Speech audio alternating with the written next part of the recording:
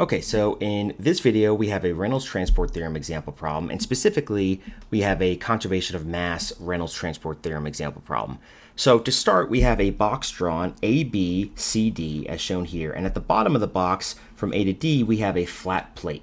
To the left of the box, we have a constant uniform velocity profile, capital UI, and to the right of the box, we have a more developed velocity profile, as shown here. Now, due to the no-slip condition, we know that the velocity profile will be 0 at the flat plate, so it will be 0 here at D, and it will grow along with the boundary layer to the free stream value, capital UI, above the boundary layer.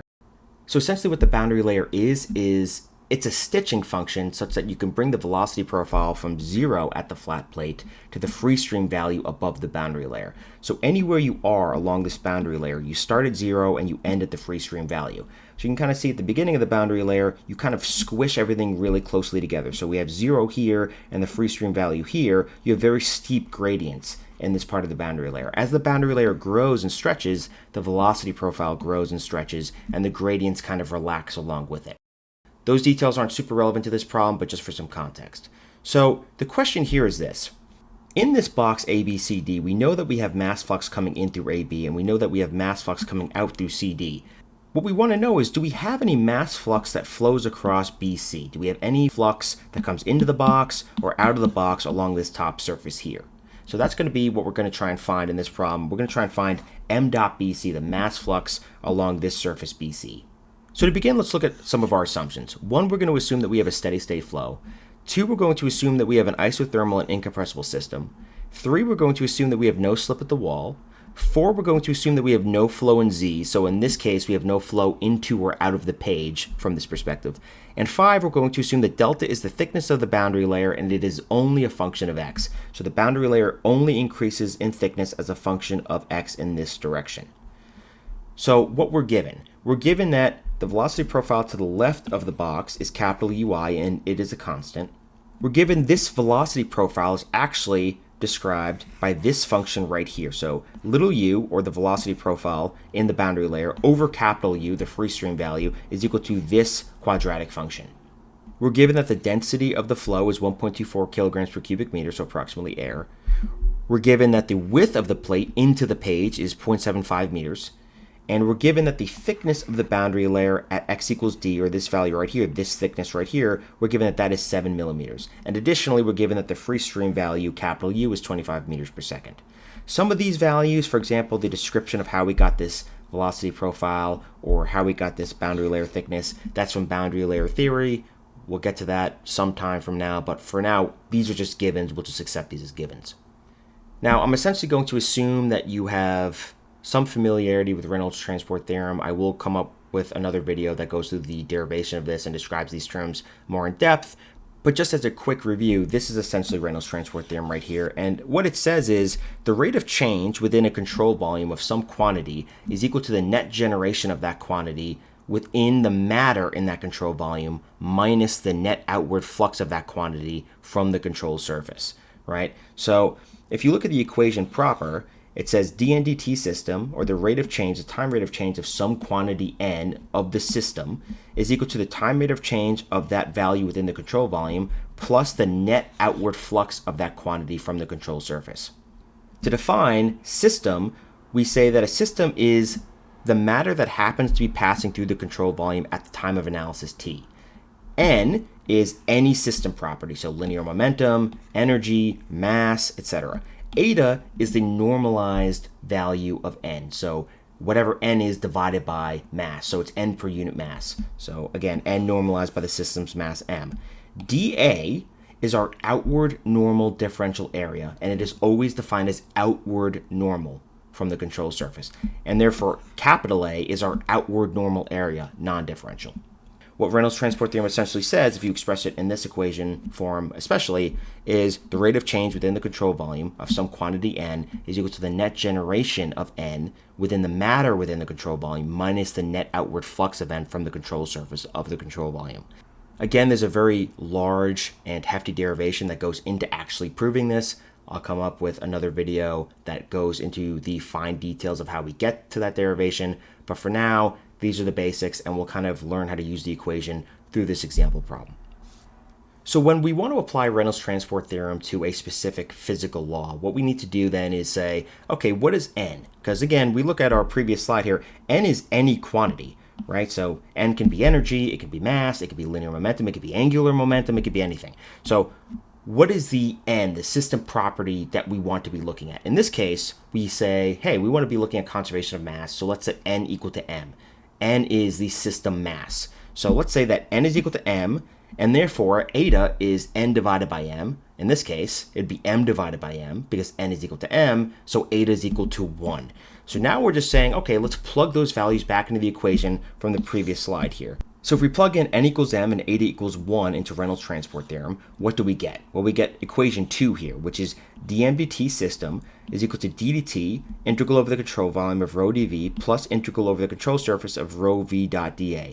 So now the question is, how do we simplify equation 2 right here? So to do that, let's go back to the original slide and verify that our control surface is ABCD, right? In 2D, our control surface is ABCD. It's this red dotted line. Our control volume is the volume contained within this control surface, right? So now let's look at our definition of a system. Our definition of a system is the matter that happens to be passing through the control volume at the time of analysis t. So at any given moment, our control volume has some amount of matter in it. The mass of that matter is constant. That's what conservation of mass tells us. So for example, at time t, there's some very specific matter in the control volume. At time t plus 10, the matter in the control volume is probably not the matter that was in the control volume at time t, but the matter that was in the control volume at time t, which is now perhaps far downstream at t plus 10, the mass of that matter is still constant. It's still the same mass that it had at time t. Even if the matter now at t plus 10 that was originally there at time t looks very different, its shape is different, it's split off into different flows, whatever, the mass of that matter is constant at all times. So we're constantly refreshing and replenishing the matter that's in the control volume, and every slug of matter that goes into the control volume has a constant mass over time. That's essentially what conservation of mass is telling us. So in other words, to simplify this and put it into mathematical terms, dm dt of the system, the time rate of change of mass of the system, is always 0. That's what conservation of mass tells us. That's what we have right here for equation 3. If we now plug in dm dt system is equal to 0 into equation 2, we see that this term goes away completely. And now that we also know we have steady state as one of our assumptions, the time derivatives go to 0. So we have our time derivative term that goes to 0 because of steady state, and dm dt system is equal to 0 because of conservation of mass. So now all we're left with is this flux term, this control surface flux term. So essentially what we're saying is the integral over the control surface of rho v dot dA is equal to 0.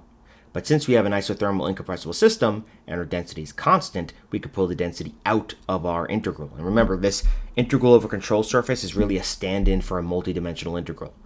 So we can pull our density rho out of the integral. And now essentially we can divide it out because it's constant. And our final equation that we're going to work with is the integral of the control surface of v dot dA is equal to 0. So now the question is, how do we evaluate this integral right here? So now to evaluate this term, we need to actually expand our control volume into 3D. So this is what we have right here. We have this kind of rectangular control volume. This is essentially our control volume in 3D. And the outer surface of this control volume is our control surface. So we split our control surface into discrete sections, 1, 2, 3, 4, 5, and 6. Control surface 5, A prime A, B, B prime, A prime A, B, B prime is our inlet. And our control surface 6, D, D prime, C prime, C, D, D prime, C prime, C is our outlet. CS1, CS2, CS3, CS4, etc. These are our other sides. What we now need to do is kind of evaluate this integral along each of these surfaces. So we have the integral over the control surface of v dot dA is equal to 0. Now just to kind of break down intuitively what that means, this equation is telling us that the net outward volumetric flux from the control surface out of the control volume is equal to 0. That's exactly what this equation is telling us. Now what we want to do is break down this equation into discrete parts along each discrete control surface. That's what this summation is. So we have split up this original integral into discrete integrals over each of these control surfaces. So we have an integral term for CS1, CS2, CS3, CS4, CS5, and CS6. You sum them all together, and that is the total integral over the control surface, CS. Now, immediately what we can do is eliminate some of these terms. So CS1 and CS2, these are the lateral control surfaces. So this surface and this surface right here. We know that there's no flow in Z. So these immediately go to 0. That was assumed. Here, CS4, this is this bottom surface right here on the plate. We know that because of no slip, there's 0 velocity along that plate. There's 0 velocity along that plane. So this flux term will also be 0 because there's no velocity there. So essentially, we're left with the integral terms for CS3, CS5, and CS6. So now we have our integral terms for CS3, CS5, and CS6. And again, this summation is still equal to 0. So the next question is, let's try and evaluate the CS3 v.dA term first, this one right here. So how do we do that? Well, first we need to make an assumption kind of similar to the way that you would make a force assumption in statics and say, let's assume that our v.dA, which is equal to our volumetric flux, or a differential volumetric flux, v.dA is equal to dq dot. Let's assume that our dq dot is positive, or in other words, that our dq dot is outward. If this assumption is incorrect, we expect to see a negative sign on our final result for m.bc, similar to the way that if you assume an incorrect force in a statics problem, you should expect to see a negative sign in the final result for that force. Okay, so let's assume that our mass flux is out of the box, kind of going like this, looking like this, right? Let's assume that. So to do that, let's draw our BC. So we draw our BC, our line BC, and we have our outward differential area dA, which is this right here. It's always outward, pointing out from the control surface. And we've assumed that our velocity vector is also pointing outward, as we just described, at some angle. So if we take the dot product, v.dA, so we have this vector right here, this outward normal dA, and we have this velocity v, which again we've assumed is outwards, and we take the dot product of these two vectors, v.dA, we get vdA cosine theta, which is the definition of the dot product. vdA cosine theta is equal to vy.dA, because v cosine theta is equal to vy. vy.dA is equal to dq.bc. How did we get that? The only component of velocity that can contribute to mass flux across a plane is the component of velocity that is perpendicular to that plane. The tangential component of velocity of that plane cannot create mass flux across that plane because it's flowing along the plane. Only the component that's perpendicular to the plane can create mass flux across that plane. So vy.dA is equal to dq.bc, or the differential volumetric flux that exists across that plane. And again, we have that note here. Only the component of velocity normal to the control surface creates mass less volumetric flux across it, not the tangential component. So our v.dA is equal to dq.bc. So with that being said, we could say that our integral over the control surface 3 of v.dA is equal to the integral over control surface 3 of dq.bc, which ends up equaling q.bc. So that's what our integral over control surface 3 term is equal to, q.bc. Now we still have our integral over control surface 5 and our integral over control surface 6. So now let's look at our control surface 5 term. So first let's look at control surface 5.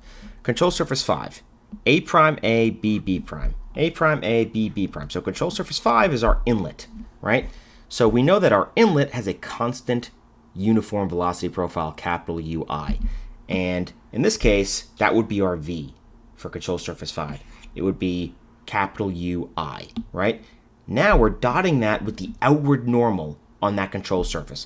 On the control surface 5, the outward normal is in this direction. The velocity is in this direction, because remember the control surface is right here.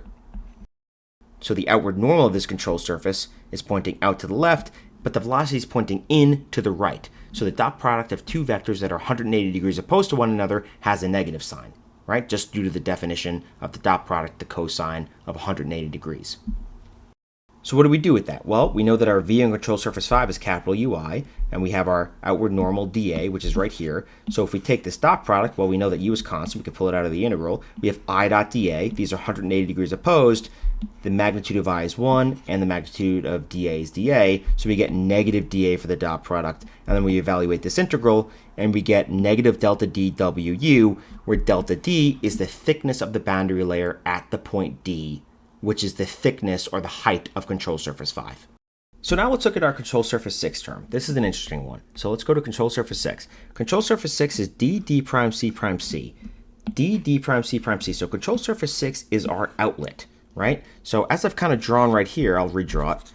So as I've kind of drawn, what we have for our outlet is our control surface, still looks like this, and our outward normal from that control surface 6 is outward, as it always is. And now our velocity profile is also in the same direction. So now when we take the dot product, we don't have that negative sign anymore. We'll see that in a minute. But let's go to that integral term again. So, integral over control surface 6 of v dot dA. What is v on control surface 6? Well, that's little u I hat, and little u is the boundary layer velocity profile that's given to us in the beginning of the problem. So now we have to take little u I hat dot dA. Now, again, as we established, little u I hat is in the same direction vectorially as dA is on control surface 6. So when we take this dot product, it's simply equal to dA, because I hat dot dA is equal to I dA cosine theta. Theta is 0, so it's equal to I dA. I has a magnitude of 1, so that's just equal to dA. So this is where we get this right here. Let's kind of walk through that. So working through this integrand, we have the integral over control surface 6 of little u I hat dot dA. So what we do first is we say, okay, well, capital U is a constant, so we can pull that out of the integral. That's where this comes from. And we still have this part of little u right here. And we also still have this dot product. We know that, again, I hat dot dA is equal to just dA because of the reasons we just established. So here's where our dA comes from. We still have this more complicated portion of the little u profile, and our capital U is still outside the integral. Now at this point, we need to integrate this integrand over control surface 6. What is control surface 6? Control surface 6 is the rectangle that spans from 0 to w and 0 to delta d. So if you perform that integration with respect to y and z, you get your final result for the integral over control surface 6 term. I won't go over that calculus, but feel free to pause the video and study as you'd like. So if we perform that integral, then what we end up getting is the integral over control surface 6 of v dot dA is equal to the quantity 2 delta dw u over 3. So the primary point of confusion here is often alleviated by remembering that the outward normal dA is always pointed outward with respect to the control surface. So at an inlet, the inlet profile dotted with the outward normal is typically negative, and at the outlet profile dotted with the outward normal is typically positive, right? So just remembering that dA is always the outward normal with respect to the control surface in these Reynolds transport theorem problems helps alleviate a lot of confusion. So now we have our terms evaluated, so we could just plug them back into our final equation, which is the integral of the control surface, the overall control surface of v dot dA is equal to 0. We have our control surface 3 term, we have our control surface 5 term, we have our control surface 6 term, and it is equal to this right here. And then we simplify this, we get q dot bc is equal to 1/3 delta dwu. But we want m dot bc. So how do we translate q dot bc to m dot bc? Well, it turns out when you have an isothermal and incompressible problem like we have, then you could write q dot bc is equal to the integral over q dot bc of dq dot bc, which we had actually done in a previous slide.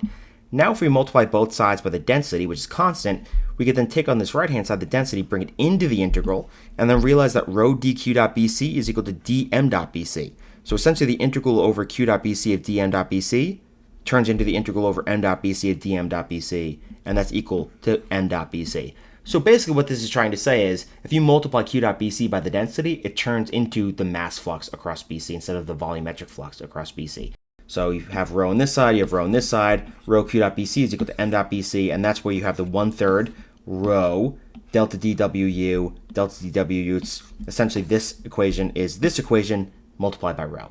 So what we end up doing is if we plug in all these values, we have 1/3, right? We have our density, which is 1.24 kilograms per cubic meter, delta D, which is 7 millimeters or 0.007 meters, W, which is 0.75 meters, and capital U, which is 25 meters per second. You plug that in, and you get a mass flux of 0.05425 kilograms per second. So we assumed a correct direction for the mass flux. We did not get a negative sign. So essentially what this is showing is, yes, you do get a mass flux across the top layer of this box, and it is indeed upwards, and it is indeed of a magnitude 0.05425 kilograms per second. So that should wrap up this video. Thank you very much. I would encourage you to really do a bunch of example problems with Reynolds transport theorem. It's definitely one of those equations that requires a lot of practice to develop intuition and comfort with. I'll have a lot more videos on this in the future, but I'd like to thank you again for watching. Thanks for sticking around, and I will see you next time.